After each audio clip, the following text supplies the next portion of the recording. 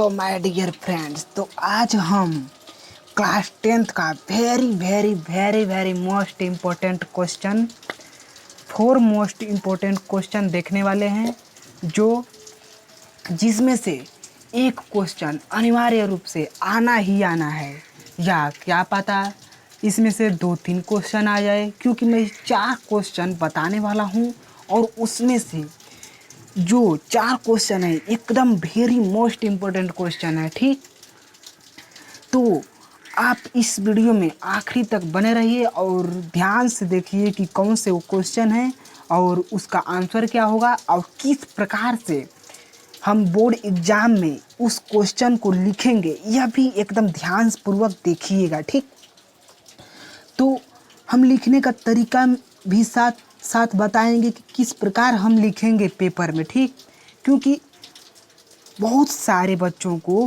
Question answer याद होता है लेकिन लिखने का तरीका नहीं पता होता है, तो वह उनका नंबर कट जाता है। ठीक, और उनको जितना उनको नंबर चाहिए उतना उनको नंबर नहीं मिलता है। तो चलिए इस वीडियो को स्टार्ट करते हैं और क्वेश्चन देखते हैं कि वो 4 क्वेश्चन कौन है जो बोर्ड एग्जाम में हर साल आते हैं।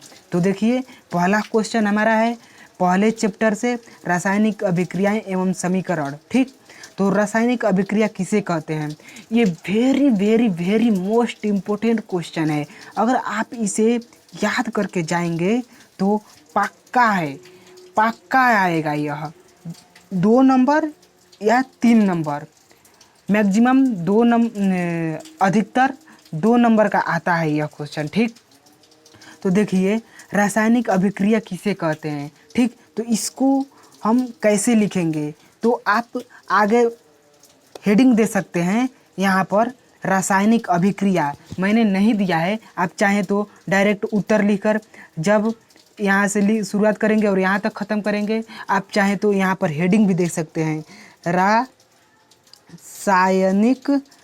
अभिक्रिया। ओके, आप चाहें तो हेडिंग दे सकते हैं और इस तरह कर देंगे, उसके बाद यहाँ से शुरू कर देंगे, हेडिंग दे देंगे तो और बेस्ट हो जाएगा। ठीक, मैंने आपको लिखने का तरीका भी साथ साथ बताया है इसमें। ठीक, बताऊंगा। तो यहाँ से शुरू करेंगे, जब 2 या 2 से अधिक पदार्थ आपस में मिलकर नए पदार्थ का निर्माण करते हैं, यहाँ कामा दे देंगे। ठीक, तो इस प्रक्रिया को रासायनिक अभिक्रिया कहते हैं। ठीक, आपको समझ में नहीं आया होगा तो मैं आपको बता देना चाहता हूँ कि अगर मान लीजिए कि 2 पदार्थ आपस में मिलकर एक नए पदार्थ का निर्माण करेंगे, मान लीजिए कि दूध है और छाछ है, जिसको हम गांव के भाषा में बोलते हैं जोरन। ठीक, उसको छाछ कहते हैं। और दही और छाछ को मिलाएंगे तो क्या बनेगा, मतलब दही एक अलग पदार्थ है और छाछ एक अलग पदार्थ है, उन दोनों को मिलाएंगे तो क्या बनेगा, दही कह रहे हैं, दूध और छाछ दोनों को मिलाएंगे तो क्या बनेगा, हमारा बन जाएगा दही। तो एक दूध मिलाए हैं और एक छाछ यानी कि जोरन मिलाए हैं, तो दूध और जोरन के मिलने से हमारा क्या बना, दही। तो जो यह प्रक्रिया पूरी है यही रासायनिक अभिक्रिया कहलाएगी। ठीक, यानी कि जब 2 या 2 से अधिक पदार्थ आपस में मिलकर नए पदार्थ का निर्माण करते हैं तो इस प्रक्रिया को रासायनिक अभिक्रिया कहते हैं। एकदम उम्मीद करता हूँ समझ में आ गया होगा। एग्जाम्पल लिख सकते हैं Na+Cl एरो NaCl, या आप ऐसे भी लिख सकते हैं, यह भी एग्जाम्पल लिख सकते हैं, दूध प्लस छाछ एरो दही। ठीक, यह भी एग्जाम्पल आपका हो सकता है, होगा। ठीक, हो सकता है नहीं, होगा। ठीक, रासायनिक अभिक्रिया का। अब चलते हैं अगले क्वेश्चन पर, और यह क्वेश्चन इसके ही ज़्यादा यह भी इम्पोर्टेंट है। ठीक, इसके ही जैसा यह भी इम्पोर्टेंट क्वेश्चन है। ठीक, चलिए देख लेते हैं, रासायनिक समीकरण किसे कहते हैं। तो रासायनिक समीकरण किसे कहते हैं, ठीक जिस प्रकार इसका हेडिंग दिए हैं उसी प्रकार इसका भी हेडिंग दे देंगे, लिखेंगे यहाँ रासायनिक समीकरण। ठीक, हेडिंग आप दे देंगे पेपर में। ठीक, मैंने नहीं दिया है, तो जो बच्चे हेडिंग नहीं देंगे उनको भी नंबर मिलेगा, लेकिन हो सकता है 1 नंबर कट जाए, हो सकता है नंबर अगर 2 नंबर का है, अगर 2 नंबर का है तो 0.5 नंबर कट जाए, हो सकता है। अगर आप रासायनिक अभिक्रिया यहाँ पर हेडिंग दे देंगे इसी प्रकार तो नहीं कटेगा, ठीक, 1 नंबर भी नहीं कटेगा, 2 में 2 नंबर पूरा में पूरा मिलेगा, ठीक। तो आप हेडिंग दे देंगे, उसके बाद लिखेंगे जब जब रासायनिक अभिक्रिया को एक समीकरण के रूप में व्यक्त किया जाए तो उसे रासायनिक समीकरण कहते हैं। मतलब जो यहाँ रासायनिक अभिक्रिया पढ़े हैं उसको एक समीकरण के रूप में व्यक्त कर देंगे, समीकरण के रूप में, यानी कि समीकरण के रूप में या समीकरण इसे बोलेंगे, ठीक। समीकरण मतलब दो पक्ष होता है, दोनों पक्षों में 2 पक्ष होते हैं समीकरण के, उसे समीकरण कहते हैं, ठीक। और दोनों पक्ष बराबर होते हैं, ठीक, आप मैथ में पढ़ेंगे, ठीक।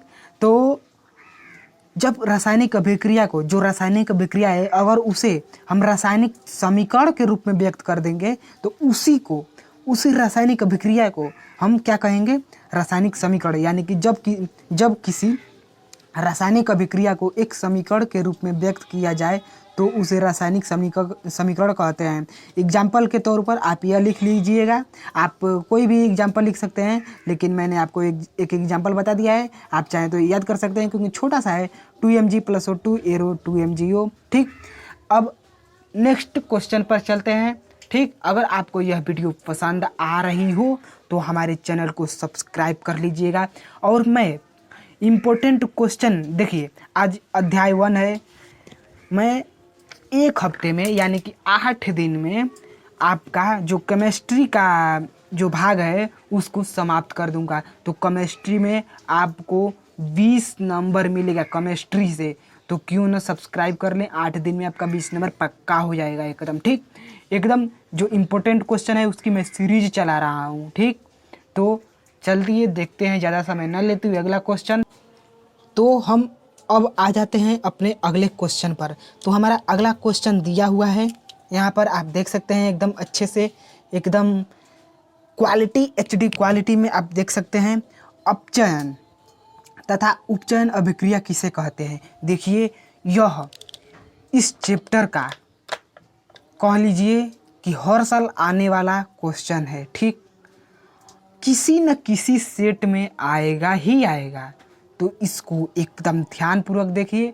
और एक बात और बता देना चाहता हूँ स्पेशली इस क्वेश्चन के लिए, एकदम ध्यान से सुनिएगा, एकदम ध्यानपूर्वक देखिए और सुनिए और याद करिए। याद करने की बात है, पहले ध्यान से देखिए हम क्या कहना चाहते हैं। देखिए अपचयन तथा उपचयन अभिक्रिया किसे कहते हैं। तो आप यहाँ पर हेडिंग दीजिए अपचयन अभिक्रिया, ठीक। और आप इसके नीचे ऐसे जिस कलम से यह जिस पेन से लिखे हैं इसी पेन से आप ऐसे अंडरलाइन कर देंगे, अंडरलाइन, ठीक, नीचे अंदर, ठीक। तो इस तरह कर देंगे तो बेटर दिखेगा, स्केल से कीजिएगा, सीधा लाइन खींचेंगे तो अच्छा दिखेगा, ठीक।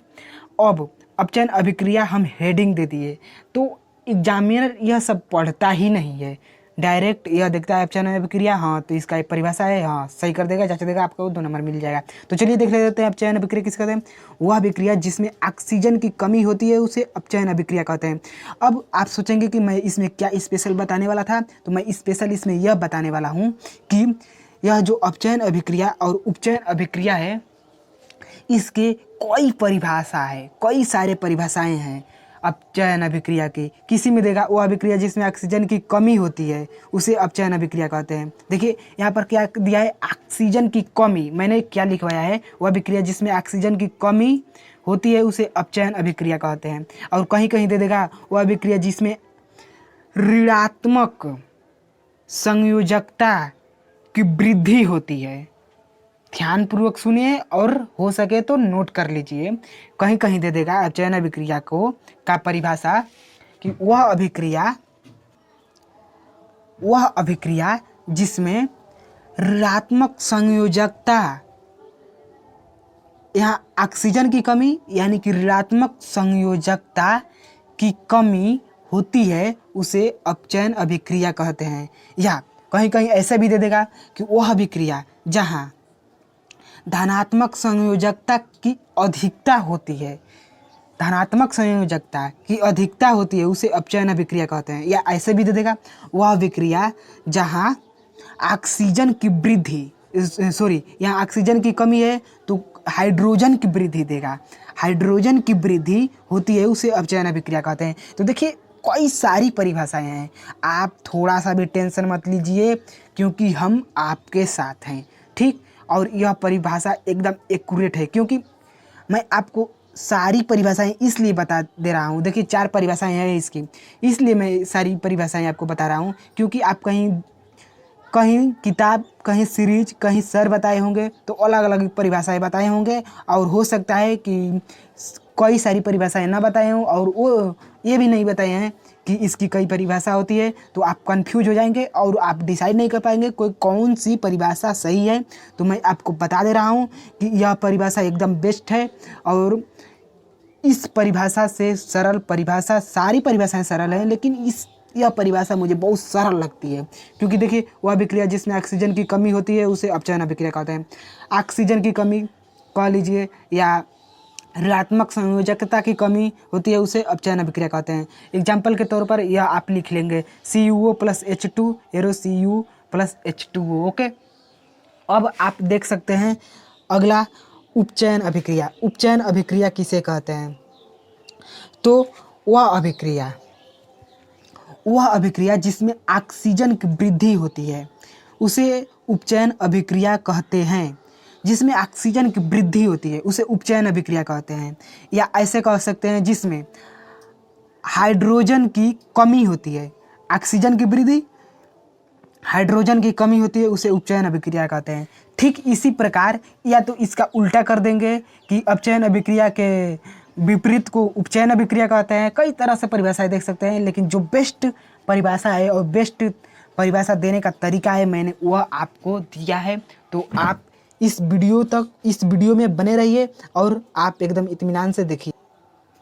तो आप इस एग्जाम्पल को इस उपचयन अभिक्रिया के लिए लिख लीजिएगा क्योंकि देखिए इसमें ऑक्सीजन की वृद्धि होती है लिखा है, तो यहाँ पर आप देख सकते हैं इसमें ऑक्सीजन जुड़ गया है तो ऑक्सीजन की वृद्धि हुई है, ठीक, यानी कि यह उपचयन अभिक्रिया का उदाहरण है। अब हम देख सकते हैं हमारा आखिरी और लास्ट और very very most important question कौन सा है और इसको कैसे लिखेंगे और इसका एग्जाम्पल भी मैं आपको बता दे रहा हूँ। तो अगला क्वेश्चन हमारा दिया हुआ है विकृत गंधिता से क्या तात्पर्य है, या कह देगा विकृत गंधिता पर टिप्पणी कीजिए, ठीक, या कह देगा कि विकृत गंधिता को समझाइए, या कह देगा विकृत गंधिता से आप क्या समझते हैं। ठीक, देखिए तो आप लिख सकते हैं या आप यहाँ हेडिंग दे देंगे विकृत गंधिता तो और बेटर हो जाएगा। ठीक, तो हम यहाँ पर देख सकते हैं कि विकृत गंधिता हम किसे कहते हैं, तो जब किसी वसायुक्त तथा तेल युक्त पदार्थ को लंबे समय तक रख दिया जाए, यानी कि जब हम किसी वसायुक्त तथा तेलयुक्त पदार्थ को लंबे समय तक रखते हैं तो उसके स्वाद में परिवर्तन होने लगता है जिसे विकृत गंधिता कहते हैं। ठीक, अब आगे देख सकते हैं विकृत गंधिता उपचयन की क्रिया से होती है। उपचयन की क्रिया से होती है, इसका क्या मतलब, तो देखिए जब कोई पदार्थ है, यानी कि मान लीजिए कि जो चिप्स का पैकेट है तो जो चिप्स है उसमें होता है तो वह वसायुक्त है, यानी कि उसमें तेल है और वसायुक्त है, तो उसे लंबे समय तक, अब मान लीजिए कि कंपनी में बनता है तो दुकान तक आता है, बहुत लंबा प्रोसेस होने के बाद आता है, तो वसायुक्त तथा तेलयुक्त है चिप्स, तो उसे लंबे समय तक रख दिया जाए तो उसके स्वाद में परिवर्तन होने लगता है। अगर उसे सिंपली ऐसे ही रख देंगे तो उसके स्वाद में परिवर्तन होने लगेगा और वही परिवर्तन विकृत गंधिता कहलाएगी। ठीक, तो अब यहाँ पर दिया है कि विकृत गंधिता उपचयन की क्रिया से होती है, इसका क्या मतलब, तो देखिए उपचयन की क्रिया अब समझिए। वह अभिक्रिया, उपचयन की क्रिया क्या होता है, वह अभिक्रिया जिसमें ऑक्सीजन की वृद्धि होती है उसे उपचयन अभिक्रिया कहते हैं। मतलब यह कि मान लीजिए कि एक चिप्स का पैकेट है, एग्जाम्पल के तौर पर मान लीजिए कि एक चिप्स का पैकेट है एग्जाम्पल यहाँ लिख लीजिए। एग्जाम्पल कि चिप्स के पैकेट में चिप्स के पैकेट,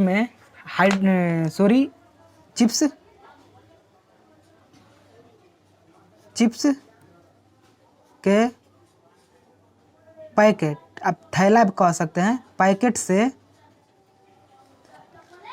ऑक्सीजन को निकालकर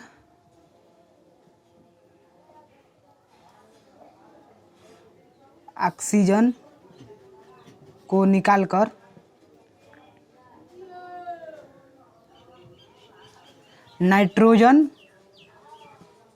को भर दिया जाता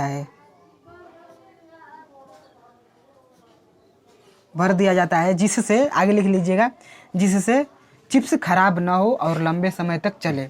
यानी कि देखिए, उपचयन की अभिक्रिया में ऑक्सीजन की वृद्धि होती है, तो यहाँ आप देख सकते हैं विकृत गंधिता उपचयन की क्रिया से होती है। यानी कि उपचयन की क्रिया में क्या होता है, ऑक्सीजन की वृद्धि होती है। ठीक, तो अगर नाइट्रोजन नहीं भरेंगे तो वहाँ पर ऑक्सीजन उपस्थित होगा, तो उसके स्वाद में परिवर्तन होगा, जिससे विकृत गंधिता उत्पन्न हो जाएगी। ठीक, तो हम कह सकते हैं आपके बहुविकल्पी क्वेश्चन में आ जाएगा कि विकृत गंधिता किस क्रिया के कारण होती है, तो उपचयन क्रिया के कारण। ठीक, तो आपको यह वीडियो पसंद आया हो तो एक लाइक शेयर एंड सब्सक्राइब जरूर करें। सब्सक्राइब कर लीजिएगा, ताकि मैं एक सीरीज बना रहा हूँ जो इम्पोर्टेंट क्वेश्चन है और चैप्टर वाइज बना रहा हूँ। आपके 8 दिन में 20 नंबर पक्का करवा दूंगा, जिससे आप बोर्ड एग्जाम में बेटर से बेटर कर पाएँ। तो इस वीडियो को यहीं एंड करता हूँ। धन्यवाद, बाय, पढ़ते रहिए, मस्त रहिए।